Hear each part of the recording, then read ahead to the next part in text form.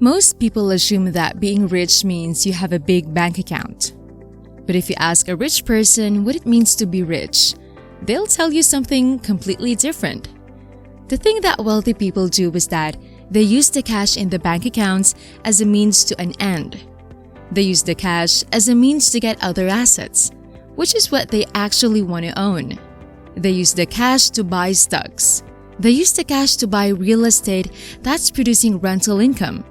They use this cash to buy businesses, or they use this cash to buy other hard assets, things like physical gold. As opposed to the majority of people. For the majority of people, the goal is to have a lot of cash. Their goal is to have a big bank account because we think that if you can have a lot of cash in the bank account, you're financially free. And I'm telling you this from experience because growing up in an immigrant household, the whole concept of financial education was you work to earn a big salary and then you work to spend no money. That way, you can save as much money as possible. So you don't spend money, but then you just store this cash in the bank because now you hope and pray that this cash in the bank is gonna make you financially free. Now, it's better to have cash in the bank than to have no assets and no cash in the bank. But there are better things that you can do.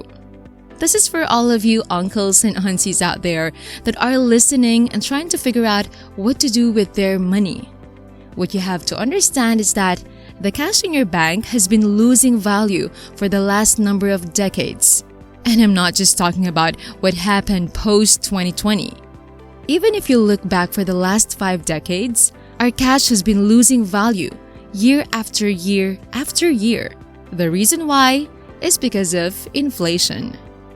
Now, sure, you can try to grow this cash by putting it into a high-yield savings account. But at the end of the day, you're going to be losing relative to people who are investing their money into assets. So what wealthy people want to do is they want to take the cash and use this cash as a tool to then go out and buy stocks, real estate, businesses, or other hard assets. Now, I want to clarify this. This doesn't mean it's bad to have cash. You want to make sure you have cash for 3 reasons. Number 1, you want to have cash to protect you against an emergency. So for that, maybe somewhere between 3 to 12 months worth of expenses saved up to protect you against an emergency. And this is going to depend on your risk tolerance. If you're 25 years old and you don't really have any liabilities, and you're okay taking on more risk, you don't need 12 months worth of expenses. Maybe you only need 3 months worth of expenses saved up. If you're 47 years old, you've got a couple of kids you've got to take care of. You've got liabilities you've got to take care of. And you don't have a very high risk tolerance. Now maybe you need 9 to 12 months worth of savings built up. That way, you don't have to feel so stressed about money. You find what the number is. The second reason why you save cash is to make a purchase. You want to buy a home. You want to buy a car. You want to buy something. Well, you need cash to do that. So you save up cash to make that purchase. Or you save up cash to buy one of the investments we're going to mention in this video. Warren Buffett talks about his huge multi-billion-dollar stockpile of cash because he's waiting for the perfect investment opportunity to deploy his cash. Now, this doesn't mean that you need to wait to find the perfect investment opportunity to start investing. Not everybody is Warren Buffett. But what this means is you have to understand what is the purpose for your cash, and you have to come up with the right investing strategy for you. And I'll tell you what to do. We don't recommend what we do to anybody else. This is not financial advice, but I'll tell you what we do just for educational purposes. We have a system where every week or a couple of weeks, cash leaves our checking accounts and it's automatically invested into stocks. And it doesn't matter what's going in the world. This is going to happen consistently. But in addition to this consistent investment into the stock market, which, by the way, is going into ETFs, which give us exposure to the broader stock market. We also have money going into individual stocks. We have money individually going into real estate. We have money individually going into businesses. And we also have my money going into alternative assets like art, gold, and crypto. But this happens less frequently than our consistent investments. Now, when I say individually into businesses, real estate, and stocks, what I mean by that now is we're working to build up cash piles so that way we can go out and find investments to actually invest in. This is because we enjoy doing this. This is something I want to do, and everyone's taste and investing style is different. You don't have to do this. But now, what I do is when I have this cash pile built up, I will look for a place to invest it. Maybe it'll be in a startup. Maybe it'll be in my own business. Maybe I'll go out and find a rental property for me to invest in, or an apartment complex or a single family home.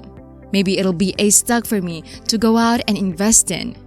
This is much more active, where number one, I'm going out and I'm trying to find this individual investment and I'm trying to find a good price, and I have to manage this investment itself.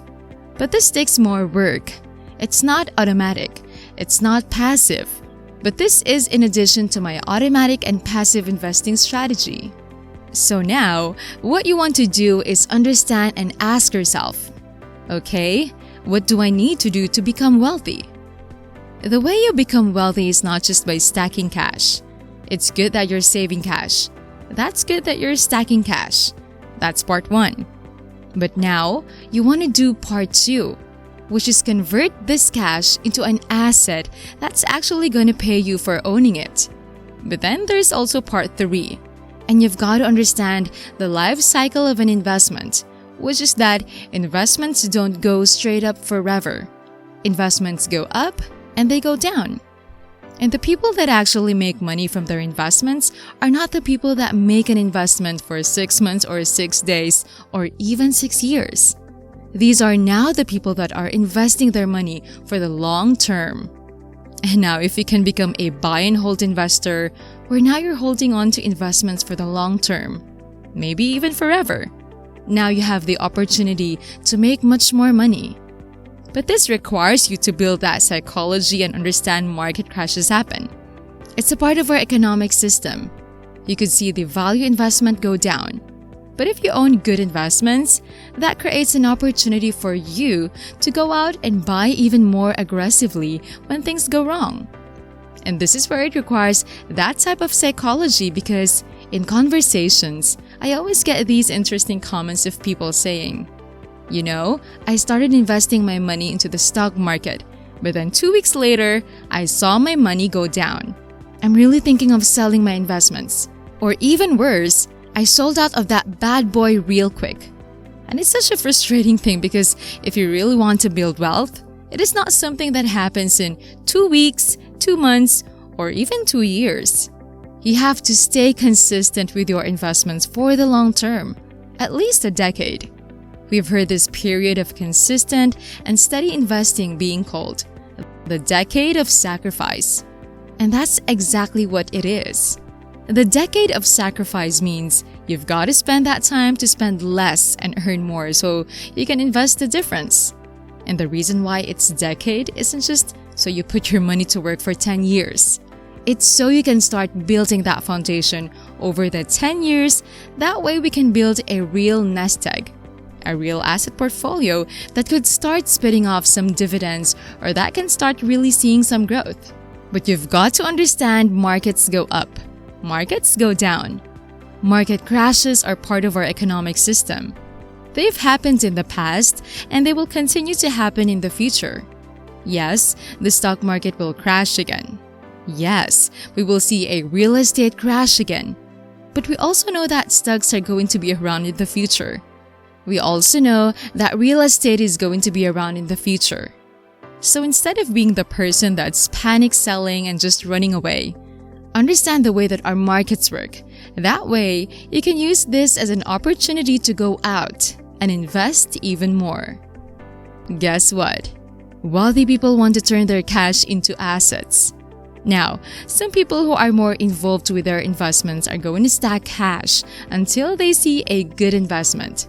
But for the average person who's not in the game of reading financial statements, who's not in the game at looking at individual investments, who's not in the game of managing their investments, the way that you win then isn't by trying to find the best investment, because now you're gambling when you're competing against people that are devoting their lives to this.